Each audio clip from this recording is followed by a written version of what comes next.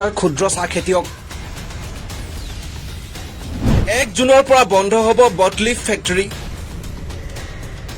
Assam bought leaf tea manufacturers এছ'চিয়েশ্যনে লৈছে 1 জুনৰ পৰা ফেক্টৰী বন্ধ ৰখাৰ সিদ্ধান্ত ডিব্ৰুগড় জিমখানা ক্লাবত অনুষ্ঠিত এক গুৰুত্বপূৰ্ণ সভাত লোৱা হৈছে এই সিদ্ধান্ত ডিব্ৰুগড় জিমখানা ক্লাবত অনুষ্ঠিত এছ'চিয়েশ্যনৰ এক গুৰুত্বপূৰ্ণ সভাত এই সিদ্ধান্ত গ্ৰহণ কৰা হয় সভাৰ পাছত এক সংবাদ মেলত এছ'চিয়েশ্যনৰ সভাপতি চান্দ গোহাঁই এই কথা জানিবলৈ দিয়ে বটলিফ টি ফেক্টৰীৰ মালিকৰ সন্থাটোৱে গ্ৰহণ কৰা এই সিদ্ধান্তৰ ফলত লক্ষাধিক ক্ষুদ্ৰ চাহ খেতিয়কৰ প্ৰতি বিপদ নামি আহিব বুলি আশংকা কৰা হৈছে উল্লেখ্য যে ৰাজ্যৰ প্ৰায় 300 বটলিফ ফেক্টৰীয়ে 1.5 লক্ষাধিক ক্ষুদ্ৰ চাহ খেতিয়কৰ দ্বাৰা উৎপাদিত 52% কেঁচাপাত ক্ৰয় কৰে আৰু তাৰ পৰাই মেড টি প্ৰস্তুত কৰে যদি বটলিফ ফেক্টৰীখন ঠাই লোৱা সিদ্ধান্ত অনুসৰি ফেক্টৰীসমূহ 1 জুনৰ পৰা বন্ধ হৈ পৰে তেতিয়াহ'লে সৰ্বাধিক ক্ষতিগ্ৰস্ত হ'ব ক্ষুদ্ৰ চাহ খেতিয়কসকল অসম বটলিফ টি মেনুফেকচাৰ্ছ এছ'চিয়েশ্যনে লোৱা এই সিদ্ধান্তৰ সন্দৰ্ভত কি প্ৰতিক্ৰিয়া প্ৰকাশ কৰিছে ক্ষুদ্ৰ চাহ খেতিয়কসকলে সুধি লোৱা হওক হয় নিশ্চয়কৈ প্ৰভাৱিত হ'ব কিয়নো আমাৰ অসমৰ এতিয়া প্ৰায় আপোনাৰ 50 পৰা 60% মানুহ এতিয়া ক্ষুদ্ৰ চাহ খেতিয়কৰ ওপৰত নিৰ্ভৰশীল আৰু সেইহেতু ধৰক ক্ষুদ্ৰ চাহ খেতিয়ক নিশ্চয় বহু পৰিমাণে প্ৰভাৱিত হ'ব যিহেতু আমাৰ মেইন মানে কি যোনটো ইনকম চ'ৰ্চটোৱে আমাৰ হ'ল ক্ষুদ্ৰ চাহ বাগানখন যদি আমাৰ ধৰক বন্ধ হৈ যায় মাজতে আপোনাৰ বন্ধ হৈছিলে সেইটো ক্ষেত্ৰত কিমান লাখ লাখ নিবনুৱাৰ ধৰক যিখিনি আমি কৰ্ম কৰি খাই আছোঁ সেইখিনি আমাৰ প্ৰভাৱিত হৈছে এই ক্ষেত্ৰত ক্ষুদ্ৰ চাহ খেতিয়ক সন্থাও কৰণীয় যথেষ্ট হয় নিশ্চয় ভূমিকা আছে কাৰণ আমাৰ ক্ষুদ্ৰ চাহ খেতিয়ক সন্থাই এই ক্ষেত্ৰত কৰণীয় ভূমিকা আছে মাজতে আপোনাৰ যিখিনি আমাৰ কেমিকেলৰ কাৰণে আমাৰ ফেক্টৰী বন্ধ কৰিছিলে এসপ্তাহ ধৰি সেই ক্ষেত্ৰত আমাৰ ক্ষুদ্ৰ চাহ খেতিয়ক যথেষ্ট লোকচানৰ সন্মুখীন হ'বলগীয়া হৈছিলে কিছুমানৰ ধৰক চাহপাত আমি কাটি দিবলগীয়া সমস্যা হৈছে আৰু এই ক্ষেত্ৰত ক্ষুদ্ৰ চাহ খেতিয়কে নিশ্চয় ভূমিকা ল'ব লাগিব কাৰণ আপুনি তেওঁলোকে ওপৰত গৈ মন্ত্ৰী হওক বা বিভাগীয় কৰ্তৃপক্ষৰ লগত কথা বতৰা কৰি পেলাই সেই ক্ষেত্ৰত সমস্যাটো সমাধান কৰিলে সকলো উপকৃত হ'ব বুলি আশা কৰোঁ আৰু এতিয়াও কিন্তু সেই ৰাসায়নিক সাৰ ব্যৱহাৰ বা দৰৱ ব্যৱহাৰ লৈ পেলাই এই সিদ্ধান্তটো লোৱা হৈছে এতিয়া মানে ক্ষুদ্ৰ চাহ খেতিয়কসকলে যদি ৰাসায়নিক দ্ৰব্যসমূহ ব্যৱহাৰ নকৰে তাৰ বিকল্প কিবা আছে জানো বিকল্প কিবা দিছে জানো মানে যে ৰাসায়নিক সাৰ ব্যৱহাৰ নকৰিব তাৰ বদলি আমি অল্টাৰনেটিভ বেলেগ কিবা এটা ঔষধ তেনেকুৱাটো ব্যৱস্থা আছে জানো আপোনালোকৰ বাবে নহয় যদি আপোনাৰ চৰকাৰে যদি সেইটো সিদ্ধান্ত লয় যে ধৰক যোনখিনি ৰাসায়নিক সাৰ এতিয়া মাৰিবলৈ বন্ধ কৰিছে সেইখিনি বন্ধ কৰিলে অকল ক্ষুদ্ৰ চাহ খেতিয়কক বন্ধ কৰিলে নহ'ব মেইন কথা আপোনাৰ যোনবিলাক আপোনাৰ দৰৱ নিৰ্মাতা কোম্পানী আছে সেই কোম্পানীবিলাকক আচলতে থ্ৰুলি বন্ধ কৰিব লাগিব দোকানত সেইবিলাক কেমিকেল বিকাটো বন্ধ কৰিব লাগিব তেতিয়াহে আচলতে ক্ষুদ্ৰ চাহ খেতিয়কৰ সেই সমস্যাটো সমাধান হ'ব নহ'লে এনেই ক্ষুদ্ৰ চাহ খেতিয়কৰ ওপৰত এটা বোজা দি একো লাভ নহ'ব ধৰক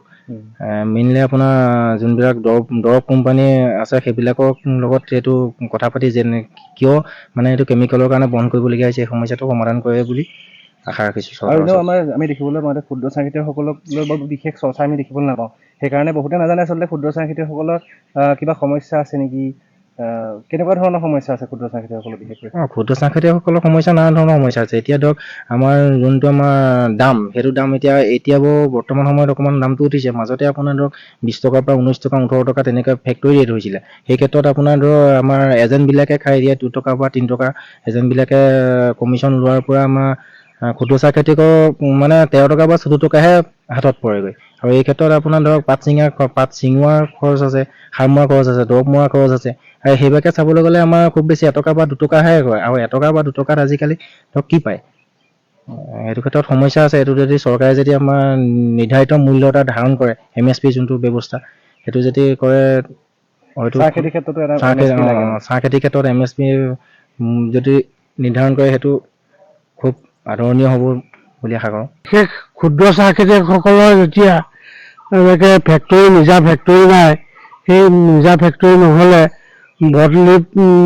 ফেক্টৰীবিলাকে তেওঁলোকে পাত সংগ্ৰহ কৰি পেলাই তেওঁলোকে মাৰি আছে আৰু সেই মাৰি থকাৰ ফলত ক্ষুদ্ৰ চাহ খেতিয়কসকল যথেষ্ট উপকাৰ হৈছে আৰু তেওঁলোকে চলিব পাৰিছে গতিকে যদি বটলিফ ফেক্টৰীবিলাক বন্ধ হৈ যায় বা তেওঁলোকে কালেক্ট নকৰে তেতিয়াহ'লে অসমৰ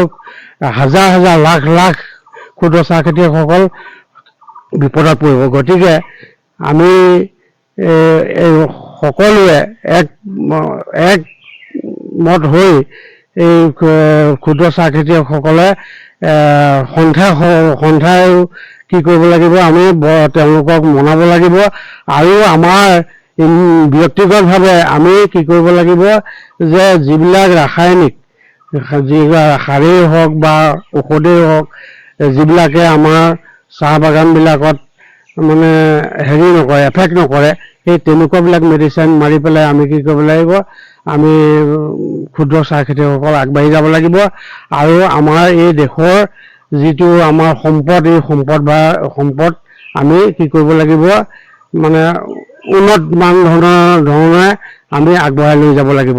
গতিকে মই সদৌ অসম চাহ সন্থাক অনুৰোধ জনাম,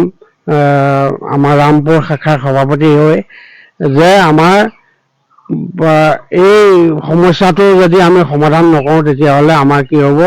আমি বৰ বিপদত পৰিব লাগিব। কাৰণ যিহেতুকে আমাৰ বহু ক্ষুদ্ৰ চাহ খেতিয়ক ইয়াৰ দ্বাৰা প্ৰভাৱিত হ'ব। প্ৰভাৱিত হ'ব। ধন্যবাদ। বটলি ফেক্টৰী যদি এতিয়া ধৰি লওক প্ৰডাকশ্যনটো মানে তেওঁলোকে যদি পাতটো লোৱা বন্ধ কৰি দিয়ে বা ফেক্টৰীসমূহ বন্ধ কৰি দিয়ে, তেতিয়াহ'লে ইয়াৰ পৰা কিন্তু চবতকৈ বেছি ক্ষতিগ্ৰস্ত হ'ব ক্ষুদ্ৰ চাহ খেতিয়কসকল। এইটোক লৈ পেলাই কি ক'ব? এই ক্ষুদ্ৰ চাহ খেতিয়কটো হ'বই। গতিকে ক্ষুদ্ৰ চাহ খেতিয়কসকলৰ নিৰ্ভৰশীল হ'ল বটলিফ যিটো ফেক্টৰীত আমি পাতটো দিবই লাগিব। পাতটো নিদিলে আমাৰ দিনতে আন্ধাৰ। গতিকে আমাৰ নিজৰ ইণ্ডিভিজুৱেল ব্যক্তিগত হিচাপে বা ক্ষুদ্ৰ চাহ খেতিয়কসকলৰ কোনো ফেক্টৰী নাই। গতিকে আমি ফেক্টৰীতে মানে সেই ফেক্টৰীবিলাকৰ ওপৰতে নিৰ্ভৰ কৰি পেলাই আমাৰ সদৌ অসম ক্ষুদ্ৰ চাহ খেতিয়কসকল চলি আছে। গতিকে আমাৰতো নিগমে তেওঁলোক দিগদাৰ হ'ব, চলিবলৈ দিগদাৰ হ'ব, অসুবিধা হ'ব। গতিকে আমাৰ বটলিত মানে তেওঁলোকে আমাক সংগ্ৰহ কৰিব লাগিবই আৰু আমি পাতবিলাক দিব লাগিবই, যিহেতুকে আমি তাৰ ওপৰতে নিৰ্ভৰ কৰি আছোঁ। সমস্যা মানে এনেকুৱা চাওক, ক্ষুদ্ৰ চাহ খেতিয়কৰ যিখিনি বাগিচা আছে তাততো মালিকজনে গোটেইখিনি কাম নকৰে, কৰ্মচাৰী বহুত থাকে। সেইসকল তাৰ ওপৰতে নিৰ্ভৰ কৰি চলি থাকিব লাগে।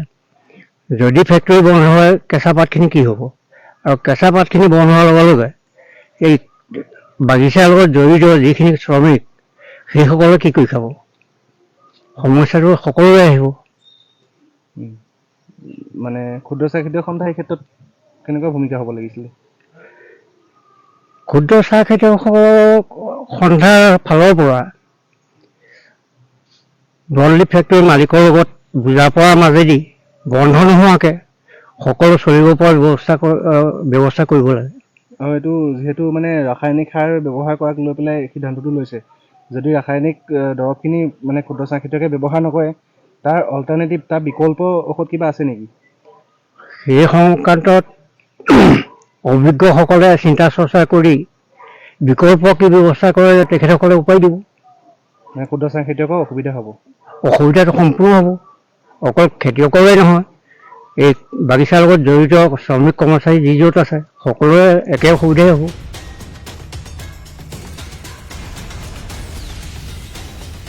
যোৰহাটৰ পৰা সপোন বৰাৰ ৰিপৰ্ট, NJ মিডিয়া।